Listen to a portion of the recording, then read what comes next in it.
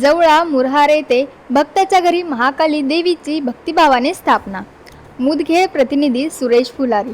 मुदखेड तालुक्यातील जवळा मुरहार येथे श्री मारुती विश्वंभर लखे यांच्या निवासस्थानी अत्यंत भक्तिमय वातावरणात महाकाली देवीची मूर्तीची विधिवत स्थापना करण्यात आली। यावेळी ढोल ताशांच्या गजरात आणि भव्य मिरवणुकीत देवीचे उत्साहात स्वागत करण्यात आले।